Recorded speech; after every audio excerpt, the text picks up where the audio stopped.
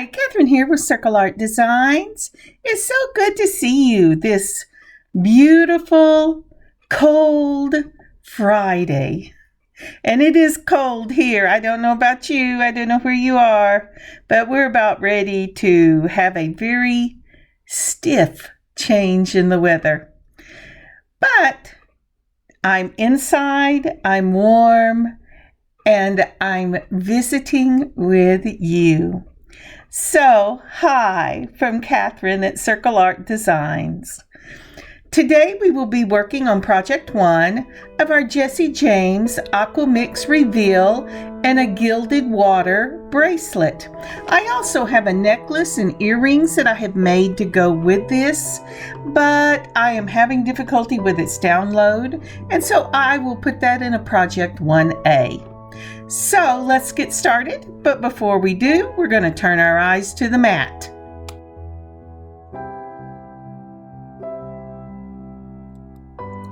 So looking down on our mat, you'll see the little handmade sign that said handmade by Circle Art Designs. Let's move that out of the way and look at our card for today. I can do all things through Christ who strengthens me. I know we're going to be able to get through this cold weather coming as well.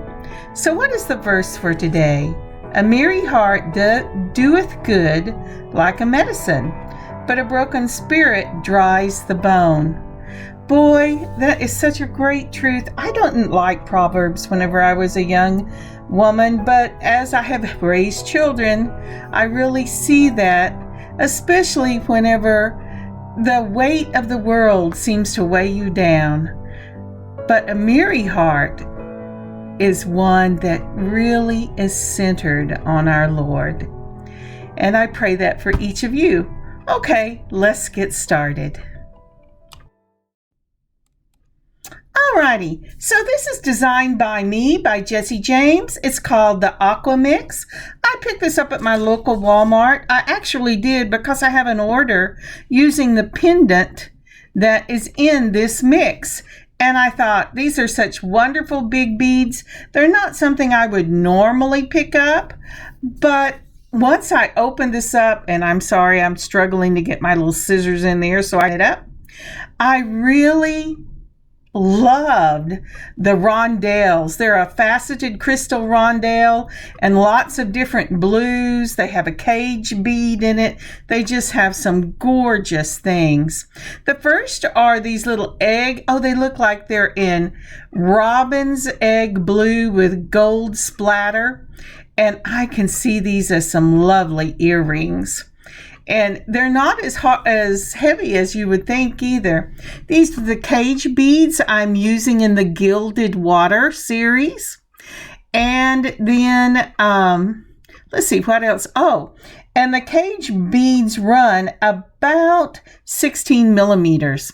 These beautiful little smoke rondelles here run an 11 by 8, and these pearls are just gorgeous.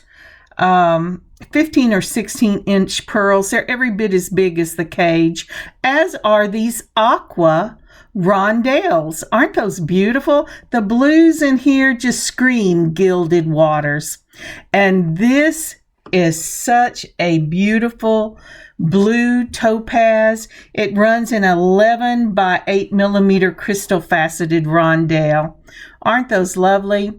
Now these are flat mirror beads. We have picked those up in a Jesse James before, and I think I'm going to use these and those big pearls in a pair of earrings. Maybe not the same pair, but they say, oh, we'll dangle and catch the light. You want to use us. And also we had those 8 millimeters in the, I think it's purple. And this is a crackle in blue. And I have some great things I really want to do with these. I have a series planned that will make a bunch of earrings all at once. The ones that just passed are a spacer, and they fit really beautifully, the 8x11s, and they will fit on the Aqua 12x16, but I am not I don't have plans to use these in a piece yet. They will probably go into my stash. And then we have these beautiful glass faceted flash blue and purple ovals. They are gorgeous. Now these are imitation dyed shell, and again, I think these are some that I'm going to do earrings out of. I can hardly wait. I'm one of those on Friday. Whatever we do on Friday should be easy to do. And this is the pendant that I got a request for. And it's going to be lovely. It's going to be in a mixed metal of golds and silver on a chain. And I will show it to you as I am making the piece. But like I said, it is an order. It said there were, I think it said there were 20 plus beads in here, but there actually ended up being 33 beads. Jesse James is not stingy on his beads. So I have made the first pack, and this is going to be the Gilded Waters bracelet.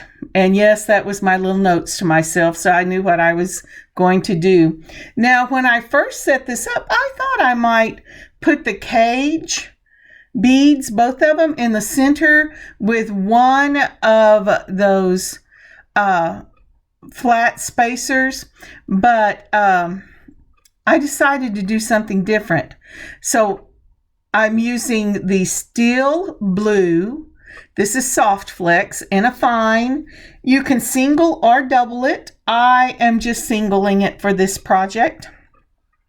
You're going to need 2 jump rings and 2 of your wire guards for this project. And if you've never used wire guards, they are wonderful. The little wire goes in one side, goes around the loop, and comes out the other. You're going to need an extender chain and a lobster claw clasp. And let's see, have I got everything here? I think I do. So for my bracelet, I always give myself more than I need. So I want a 7-inch bracelet. You're going to need at least 1 inch on both ends so that you can do a crimp and your wire guard. So that would be 9 inches. So I just cut this at 10 inches to make sure that I had enough. Yes, it wastes a little bit of it, and I'm just shaky and I need the extra tail on it. But I love that steel blue. It is gorgeous. The first thing we are going to do is we're going to start with a wire guard. I'm using a number 2 crimp by Beadalon, and I am also going to use the 3mm ball spacer to go right up against that crimp once I get it on the wire. Yes, it's giving me a little hard time. All right. My hands are going, I do not want to work today. You didn't tell us you were going back to work today. But you know what? I have missed y'all so much. I'm so glad to be here. Even with all the trouble, like not making the necklace and the earrings that I made to match download. But I will get that to you in the next couple of days. All right. I put on my number 2 crimp. And then I am putting on the wire guard. I don't know if you can blow up your screen a little bit. You'll see that it goes through that hole. And you're doing like an upside down U or a small N. You're going to take it around the top in the channel. And then you're going to put it back down on the other side. Just like that. And then you're going to put... Oh, come on, you can do that. You're going to go ahead and put your wire into that number 2 crimp. Now for this, you could use a flat nose, a chain nose plier and just mash that flat. But I really like using a crimper because it is it's more stable. Oh, there, I remembered I had, oh, come on now. I'm messing with the lights because I just realized that I didn't have my second light on. So what I have noticed is that I've twisted that wire a little bit. So I'm going ahead and I'm bringing it across to not strip it. I'm cinching it down so it's right up against my wire guard. Oop, and I'm going to put it in that back loop on my crimper. And I'm going to mash. You start out with the back loop, which is the bigger of the two loops. It'll be smooth on one side and form an M on the other. Then turning it from the side. Do you see how I put the M facing away from me? I'm bringing it to the small one in the front, and I'm going to mash again. That will bring those two sides of the M together, and it catches that wire and makes it really tight. Then I give it a little tug, and we are ready to go. Now I'm cutting off a little end of mine because it got crimped whenever I had it on the roll in the drawer and I wasn't careful with it and I shut the drawer on it. But first I think, what am I going to do first? The first thing I'm going to do is I'm going to lay out these beads. So I'm separating them all to make sure that I have enough for both sides of the bracelet, because this is going to be a matchy-matchy. I love the people who can just do everything, but I'm not that person. I have a tendency to be a matchy-matchy. The only way I can do it where it's just random is to stuff them in a bowl and close my eyes when I pick one. But for this one, it's a matchy-matchy.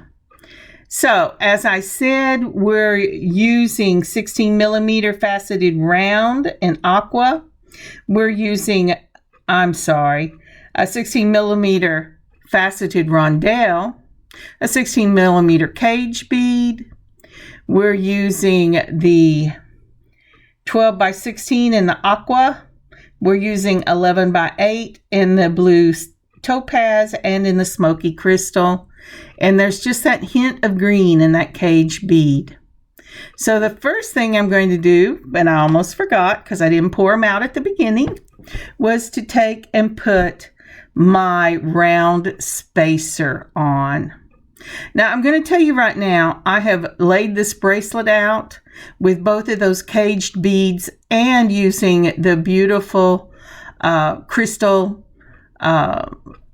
spacers that came in the mix, but I'm not going to use those for this. Once I get started, I decide I don't really like the way they lay, and so I'm going to do something different. So I'll have one of those cages to use for a matching necklace on the same blue wire. So I've got my spacer ball up on the back, and that kind of butts it right up against the crimp. And then I am going to go ahead and use some of these beautiful Heishi beads in white. Now you ask, well, why white? Because since I decided to do a gilded waters, the white reminds me of the foam when it comes up on the waves. And so I'm going to go ahead and add this. It also helps to snug up the beads because these are rather large beads and they have large holes in them. And so that's what I'm going to do. All right. So what I'm doing is I'm putting two of the Heishis, and then I put on the blue topaz, then two of the Heishis, and then I'm putting on the smoky crystal.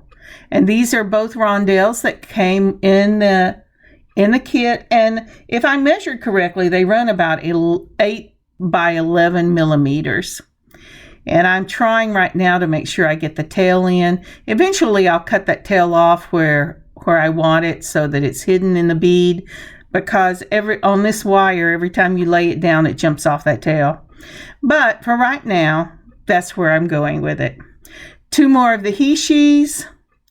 Come on, and make sure when you're doing these Heishis, especially if you're not making your own, that you check so that you're getting a consistency in the width, because sometimes the machines cut some of them bigger or smaller than the others, and it makes the bracelet or the necklace or whatever you're doing lay kind of funny. Now, isn't that lovely? That is the blue topaz, the smoky crystal, and then the aqua. And that aqua is big. Now here is where I tried, you see how big that hole is on that spacer? Well, at first I tried put a 3mm round ball spacer in it to kind of help it, and I'll show you here what it does. I have done that successfully with smaller ones, but it did not work with this one. It did stop the hole, but then it teeter-tottered funny on the bracelet.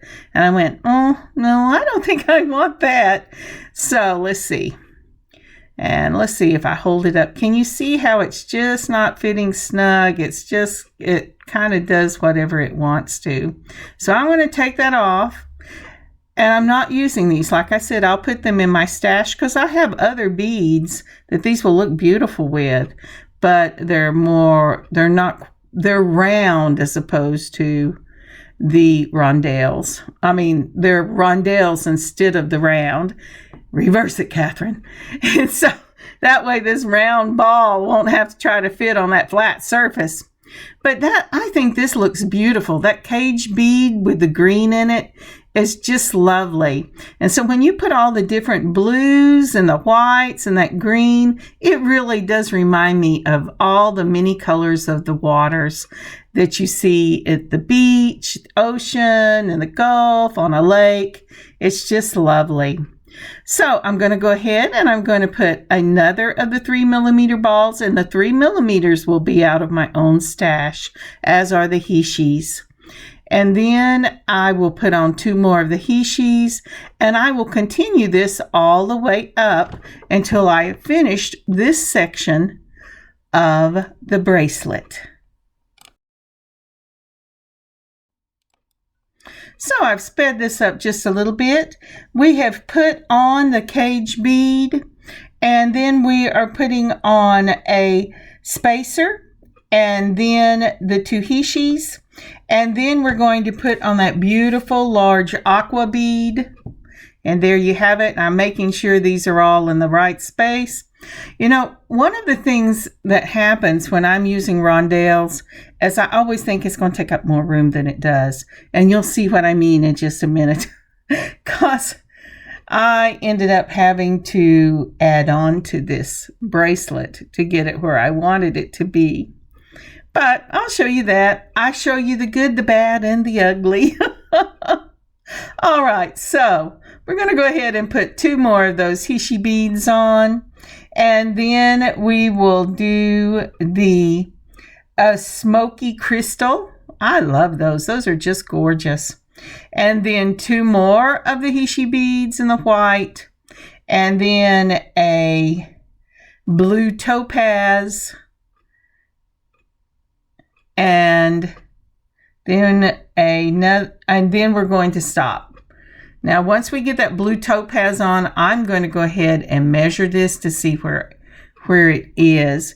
And unfortunately, right now, the way my station is set up, you cannot see where I've glued down my measuring. But when I measured this was like 5 inches. And I needed at least 7 inches. So I'll show you what I did in a minute. So I don't know where you are in the country, but by Monday night, it's supposed to be 9.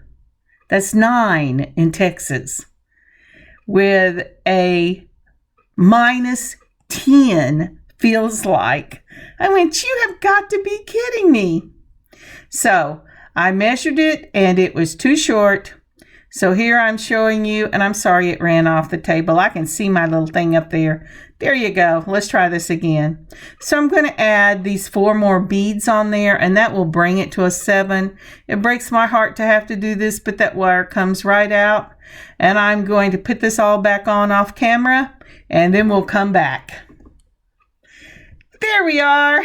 See, ta-da! I love that. It really takes me a long time to do these, but it looks so easy when you speed it up a little bit, and you get to skip. But isn't that lovely?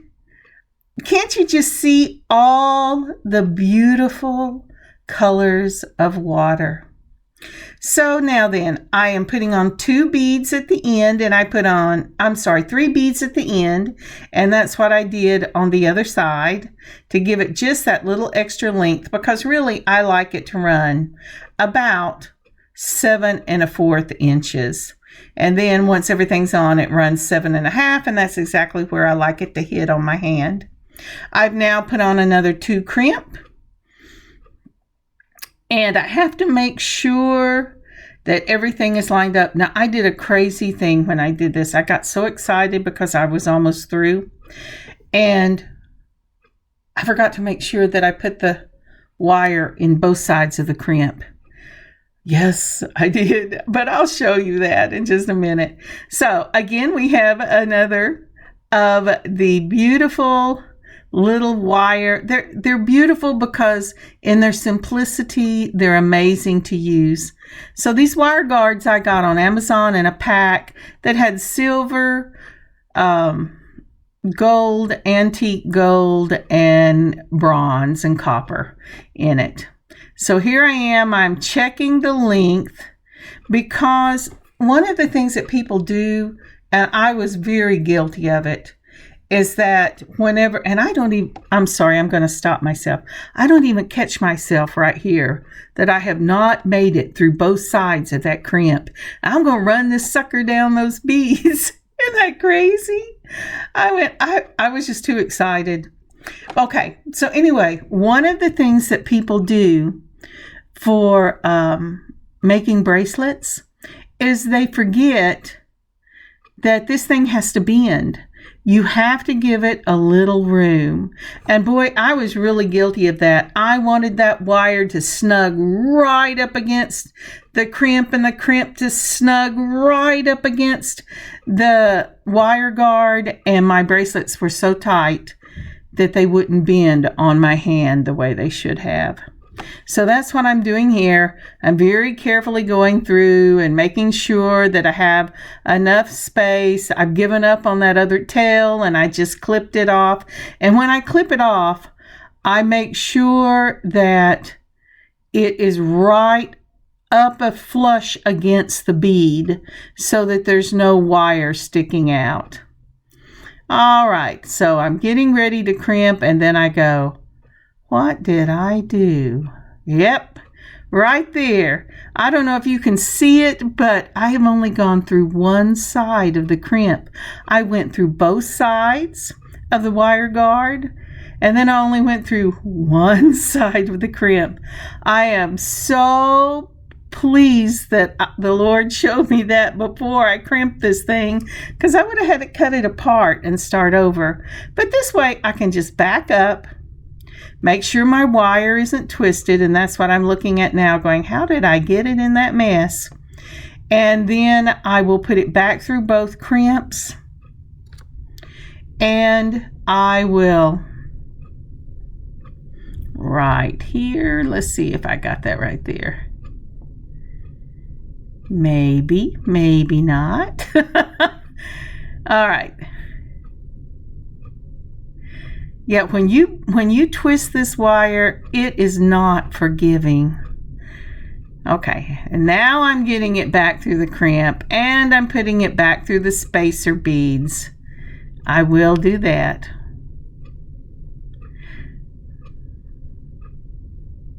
There we go. All right.